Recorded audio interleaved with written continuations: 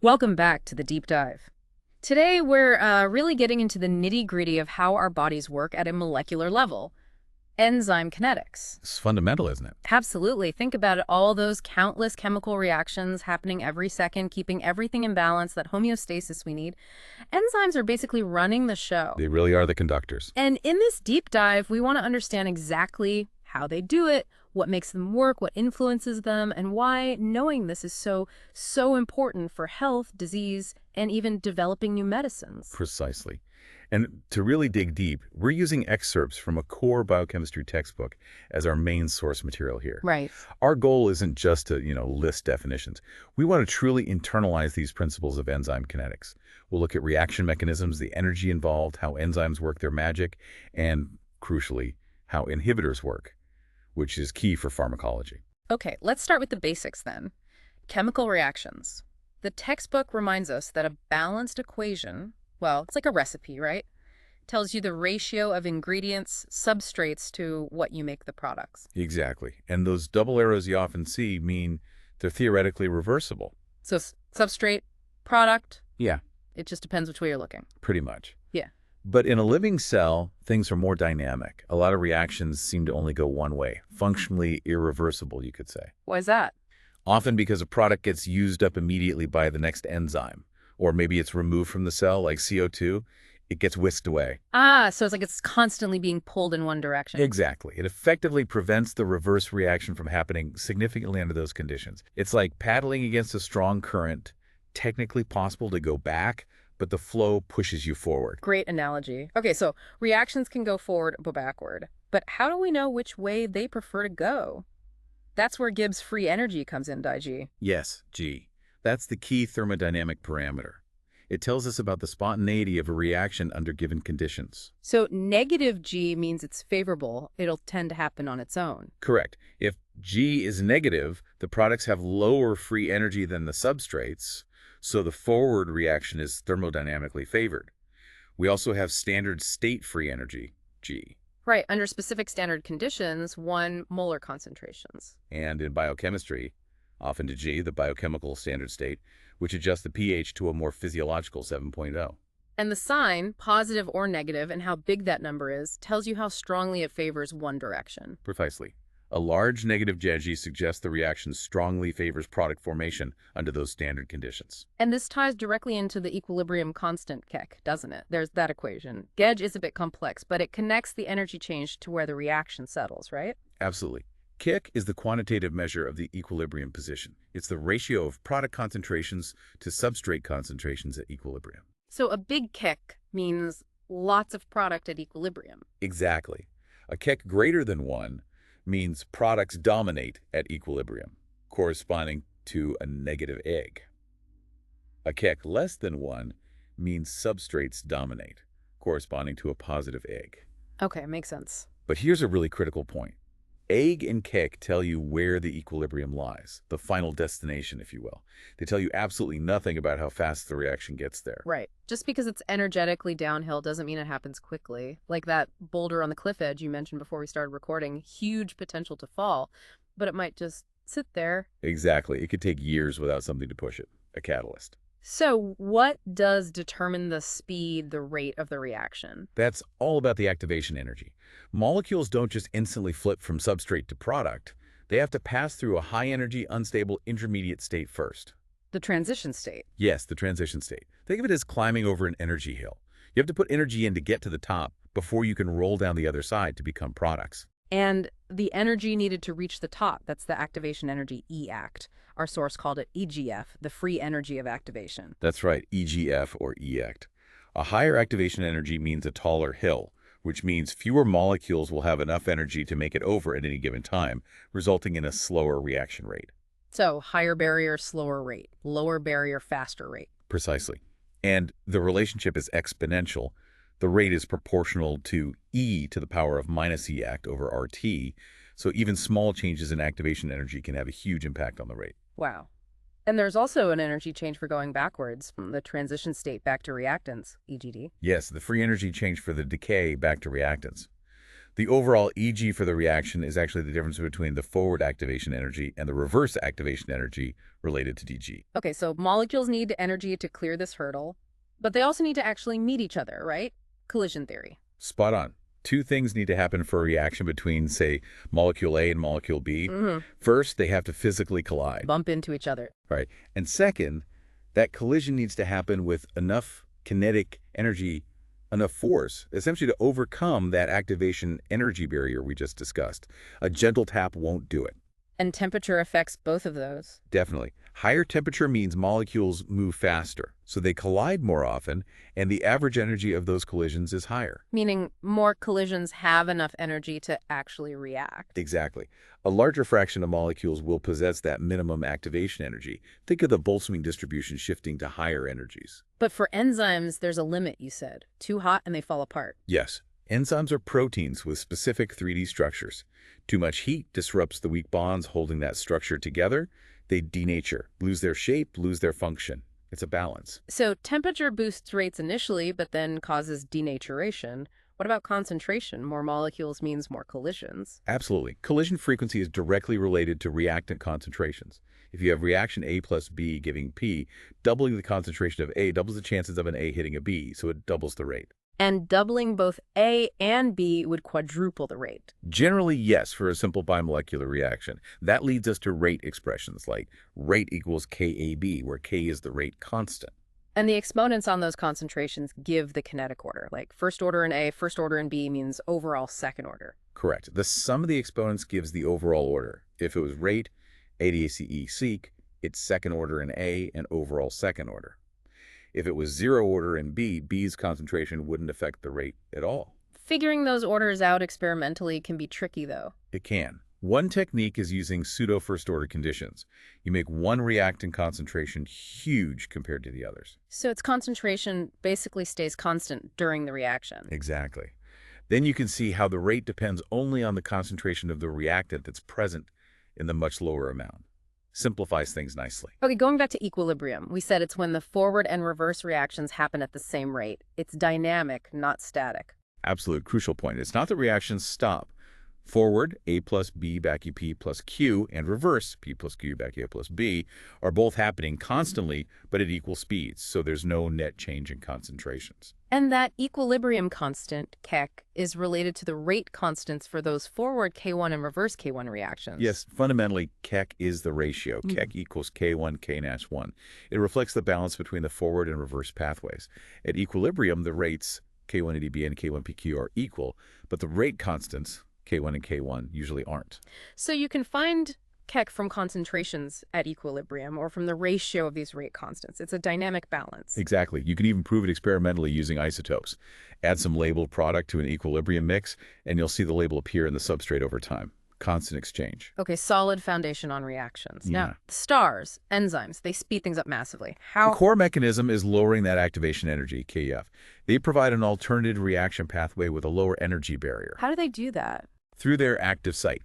It's a specific pocket shaped to bind the substrate, but it's even better shaped to bind and stabilize that unstable transition state. So it kind of fits the transition state better than the substrate? In essence, yes.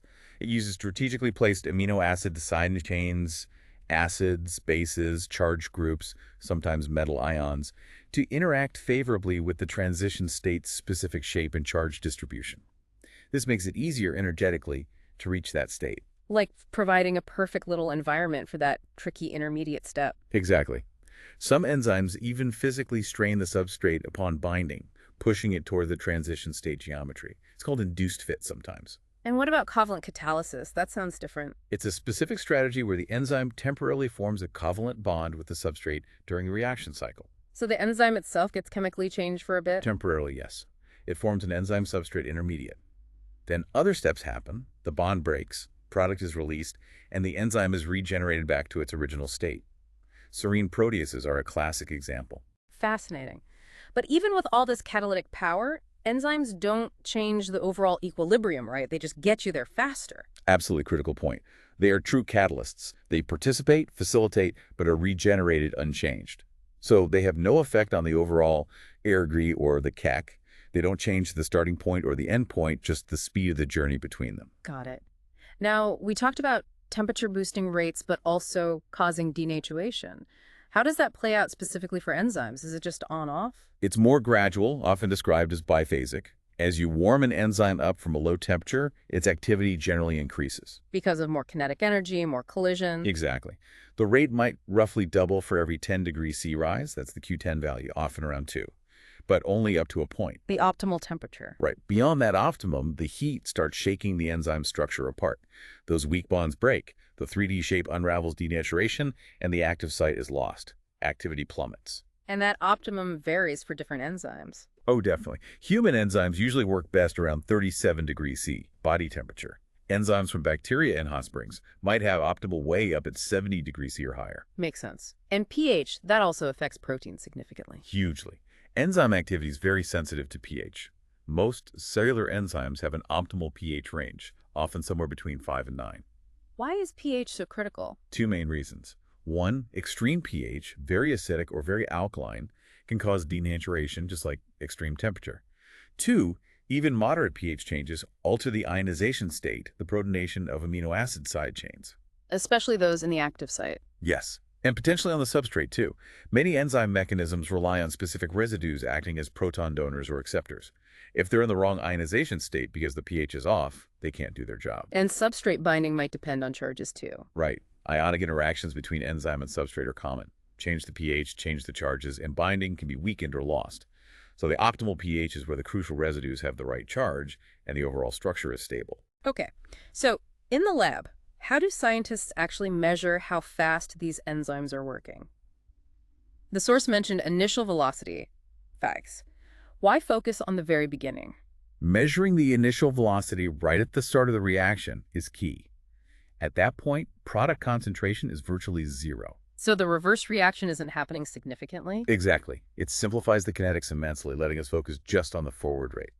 Also, if you set things up so the substrate concentration is much, much higher than the enzyme concentration. Substrate saturation? Well, approaching saturation perhaps, but definitely in excess. Under those conditions, the initial rate, Vi, is directly proportional to how much active enzyme you have. So it's a way to quantify the enzyme itself. Clever. So measure the rate right away. Now, how does changing the amount of substrate affect that initial rate? Vi, this is where we see those curves. Right. If you plot Vi versus the initial substrate concentration, S, you typically get a hyperbolic curve. Start steep, then levels off. Exactly. At low S, the rate increases almost linearly with S because most enzyme active sites are empty. As you add more substrate, more sites get filled. The rate increases, but less steeply. Until you reach a point where, essentially, all the enzyme active sites are occupied pretty much all the time. The enzyme is saturated. Adding more substrate doesn't make it work any faster.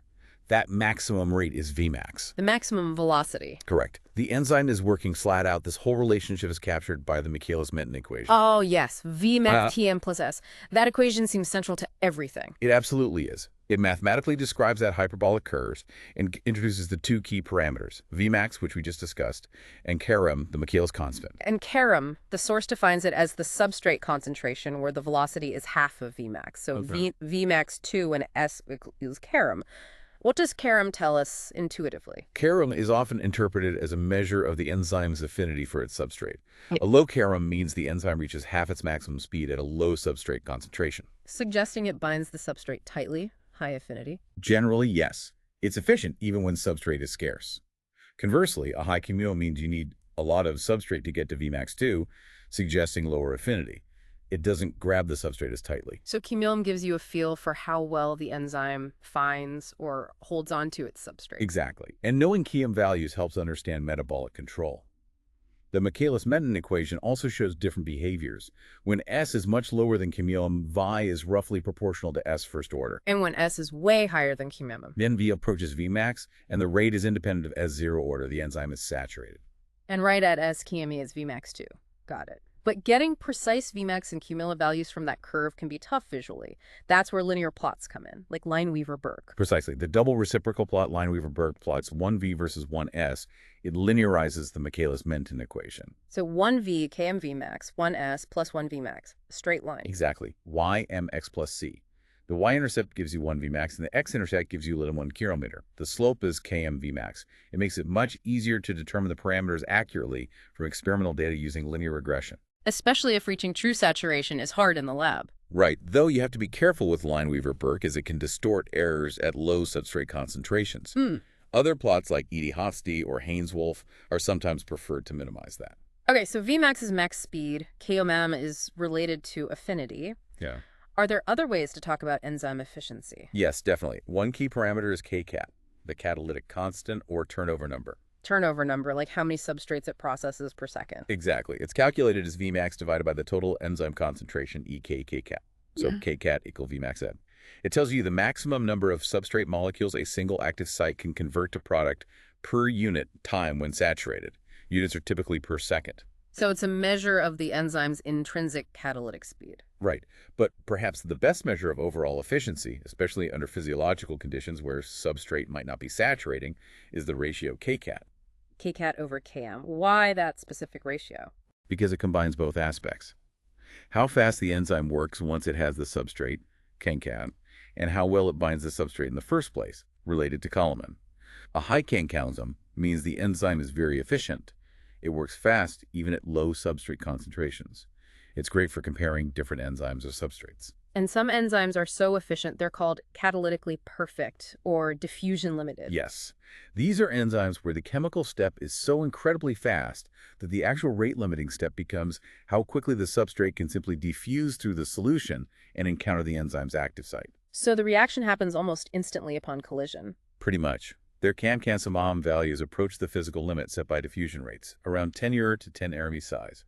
Enzymes like triosifosphate, isomerase, or carbonic anhydrase are famous examples. They're incredibly fast. Wow. And cells have ways to overcome diffusion limits sometimes, like enzyme complexes. They do. Multi-enzyme complexes keep enzymes that work sequentially close together. The product of one is passed directly to the next substrate channeling. It avoids diffusion delays. Fatty acid synthase is a classic complex example. We also touched on Coriam sometimes being an approximation for Kd, the dissociation constant for the enzyme-substrate complex. When is that true? Okay, so mathematically, KLM plus K2, K1, where K1 is substrate binding, K1 is unbinding, and K2 is catalysis. Kd is just K1, K1, the true measure of binding equilibrium. So KLM equals Kd only if. Only if K2, the catalytic step, is much, much slower than K1, the rate of substrate dissociation. If the bound substrate is much more likely to fall off than to be converted to product, then Kmom or Kd. But that's not always the case. Not at all. For many enzymes, K2 is significant, sometimes even faster than K1. In those cases, KLM is larger than Kd and doesn't perfectly reflect binding affinity alone. It's a kinetic parameter, not purely a binding constant. Good distinction. Okay, Michaelis-Menten describes many enzymes, but not all. What about cooperative enzymes, often those with multiple subunits? Right, multimeric enzymes often show cooperativity. Binding of one substrate molecule to one subunit can affect how well substrate binds to the other subunits. Positively or negatively? Usually positively in the examples we study. Binding the first substrate makes binding the next ones easier, increases their affinity. This leads to a sigmoidal, S-shaped curve when you plot velocity versus substrate concentration, not hyperbolic. Hemoglobin's oxygen binding is the classic analogy. So Michaelis-Menten doesn't work for these sigmoidal curves. No, we use the Hill equation instead. It includes a term called the Hill coefficient N. What does N, the Hill coefficient, tell us? It's an empirical measure of the degree of cooperativity. If N1, there's no cooperativity, and it behaves like Michaelis-Menten. If N1, you have positive cooperativity, the binding is cooperative. The larger N is, the stronger the cooperativity and the steeper the S shape. And N1 would be negative cooperativity. Yes, though less common. Binding one hinders the next. The Hill equation can also be linearized to find Pagun from the slope of a Hill plot. And instead of Km, cooperative enzymes are often described by S50, the substrate concentration needed for half maximal velocity. Okay, that covers the basic kinetics. Now, let's shift gears to inhibition. Molecules that slow enzymes down, super important for research in medicine. Absolutely fundamental. Inhibitors are key tools for studying mechanisms, and a huge fraction of drugs work by inhibiting enzymes. The binding involves the same forces: hydrogen bonds, electrostatics, hydrophobic effects. And they can be classified in different ways. Yes, based on where they bind, they chemically change the enzyme, which kinetic parameters they affect. Some really potent ones mimic the transition state or use the enzyme's own mechanism to shut it down. And the big split is reversible versus irreversible. Right. Reversible inhibitors bind non-covalently, and you can usually reverse the inhibition by removing the inhibitor or sometimes by adding more substrate. Irreversible ones form stable, often covalent, bonds. They permanently knock the enzyme out. Let's focus on reversible first. Competitive inhibition, these often look like the substrate. Very often, yes. They have a similar structure and bind to the same active site as the substrate. They directly compete for that spot. Blocking the substrate out. Exactly. Melanate-inhibiting succinate dehydrogenase is the textbook example. Melanate looks like succinate, but can't be dehydrogenated. The inhibitor forms an EI complex enzyme inhibitor with a dissociation constant chi. And you said you can overcome this by adding more substrate. Yes, that's the hallmark. If you swamp the system with enough substrate, it can outcompete the inhibitor for the active site, and the enzyme could eventually reach its normal Vmax. So on a Lineweaver-Burk plot, Vmax doesn't change, but Km appears to increase. Precisely. The lines for different inhibitor concentrations all intersect at the I-axis. 1 Vmax is unchanged. But the x-intercept, -1 km, moves closer to 0, meaning the apparent Km, let's call it Km, increases. Because you need more substrate to reach half Vmax in the presence of the competitor. Exactly. And that apparent Km is related to the true Km and the inhibitor concentration I and its key. Klam1 plus I key. Analyzing the plot lets you find both Klam and key. Lower Ko means a stronger inhibitor. Okay, what about non-competitive inhibition? They bind somewhere else. Correct. Non-competitive inhibitors bind to a site different from the active site. Crucially, their binding doesn't prevent the substrate from binding. So you can form an enzyme inhibitor substrate complex, EIS. Yes, as well as the EI complex. The inhibitor binding, usually at an allosteric site, changes the enzyme's shape or function so that even when substrate is bound, the enzyme's catalytic activity is reduced or abolished. So it affects the catalysis step, not the binding step. In the simplest model of non-competitive inhibition, yes. The inhibitor lowers the effective concentration of active enzyme. This means Vmax is decreased. But because substrate binding isn't directly affected, Km remains unchanged. So on the Lineweaver-Burk plot, Km stays the same, Vmax decreases. Right. The lines will intersect on the x-axis, since NaCa1 km is constant. But the y-intercept 1 Vmax increases with more inhibitor, indicating a lower apparent Vmax. The slope, Km Vmax, also increases. Interesting. The source mentioned Dixon plots, too, as another way to find key. Yes, the Dixon plot is an alternative. You plot 1V against the inhibitor concentration I, keeping the substrate concentration fixed. You repeat this for a couple of different fixed substrate concentrations. And where the lines intersect tells you key. For competitive inhibition, the lines intersect at a point where the x-coordinate is Nix key. For simple non-competitive inhibition, they also intersect on the x-axis at Nix. It's just another graphical method. We also see IC50 values reported a lot for inhibitors. What's that? IC50 is the inhibitor concentration needed to reduce enzyme activity by 50% under specific assay conditions. It's a practical measure of potency. But it's not the same as KIN. No, critically it's not. IC50 depends on the experimental setup, especially the substrate concentration used. Chi is the intrinsic dissociation constant, independent of those things. You can relate IC50 to key, but the formula depends on the inhibition type and S. For competitive, IC50 equals Chi1 plus SKM, so IC50 changes with substrate concentration. Good to know. And what about those really strong inhibitors, tightly bound and irreversible ones? Tightly bound inhibitors are reversible ones with very low Chi values, like nanomolar or even lower. So low that the inhibitor concentration might be similar to the enzyme concentration in the assay. This breaks the standard assumptions, and you need special kinetic equations to analyze them properly. And irreversible. Irreversible inhibitors form stable, usually covalent bonds. They basically kill the enzyme molecule they bind to. Think poisons. Activity doesn't come back if you remove the unbound inhibitor. And mechanism-based or suicide inhibitors, they sound devious. They're cleverly designed. They are substrate analogs that the enzyme starts to process as if they were the real substrate. But during this catalytic process, the enzyme converts the inhibitor into a highly reactive molecule that then immediately attacks and covalently modifies the enzyme's active site, permanently inactivating it. Wow, so the enzyme causes its own demise. Exactly. That's why they're called suicide inhibitors. They're often very specific because only the target enzyme can activate them. Standard kinetic plots don't apply here either because the inhibition isn't a reversible equilibrium. Okay, we've mostly talked about single substrate enzymes, but many reactions involve two substrates, two products, bye-bye reactions. How does kinetics work there? It gets more complex, naturally. Yeah. The basic principles still apply, but the math and mechanisms are more involved. There are two main classes of mechanisms. The sequential and ping-pong? Correct. In sequential mechanisms, all substrates must bind to the enzyme before any products are released. You form a ternary complex enzyme with both substrates bound. And that binding can be ordered or random. Yes. Ordered sequential means substrate A must bind first, then substrate B. Random sequential means either A or B can bind first. Then ping pong. Ping pong or double displacement is different. Here, the first substrate binds, a chemical step occurs, and the first product is released, leaving the enzyme in a temporarily modified form. Then the second substrate binds to this modified enzyme, another chemical step happens, the second product is released, and the enzyme returns to its original state. Like it passes a group from the first substrate to the second. Often, yes, involving a modified enzyme intermediate. How do you tell these mechanisms apart kinetically?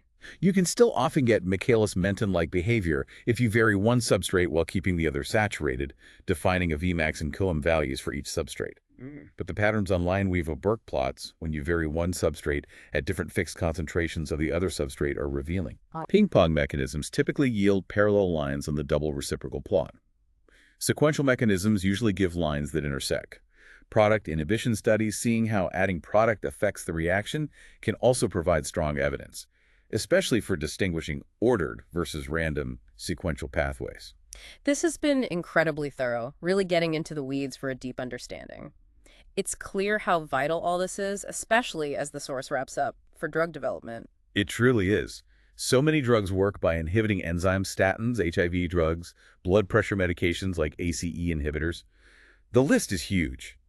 Enzymes are fantastic drug targets because they're specific and essential. And understanding the kinetics is crucial for finding and developing these drugs. Absolutely. First, you need kinetics to design good screening assays. You need the right conditions, like substrate concentration, to even detect inhibitors effectively. Second, you need kinetics to quantify how potent an inhibitor is, determining its KEO or IC50, and, critically, to figure out how it inhibits. Like competitive versus non-competitive. Exactly. Knowing the mode of action is vital. Non-competitive inhibitors can sometimes be preferred because their effect isn't completely overcome just by increases in the natural substrate concentration in the body. And kinetics matters beyond just finding inhibitors, right? Drug metabolism. Oh, hugely. How fast a drug is broken down by metabolic enzymes, like those in the liver, determines its dosage and how long it lasts. That's all enzyme kinetics. Understanding resistance mechanisms, like bacteria-making enzymes, like lactamoses, to destroy antibiotics, also requires kinetics to develop counter-strategies, like lactamose inhibitors. And prodrugs, too. Drugs that need an enzyme to activate them. Yes, designing prodrugs relies heavily on knowing the kinetics of the activating enzyme to ensure the drug becomes active where and when it's needed. It's all interconnected. It really is. Wow. From basic reaction energy with Lorgy to the activation energy barrier, how enzymes lower it, the factors like temperature and pH, the models like Michaelis-Menten and Hill, the complexities of inhibition, multi-substrate reactions, right through to designing life-saving drugs. Enzyme kinetics is just woven into the fabric of biochemistry and medicine. Beautifully summarized. It's not just equations. It's the language we use to understand how life manages its chemistry. Yeah. It's essential for diagnostics, for therapeutics, for fundamental biological discovery. Truly foundational. So, reflecting on all this intricate kinetic control and regulation, here's a final thought for you, our listeners. What other cellular mechanisms, maybe operating at different levels, genetic, organizational, might work alongside enzyme kinetics to maintain that incredibly complex and delicate balance we call life? Something to ponder.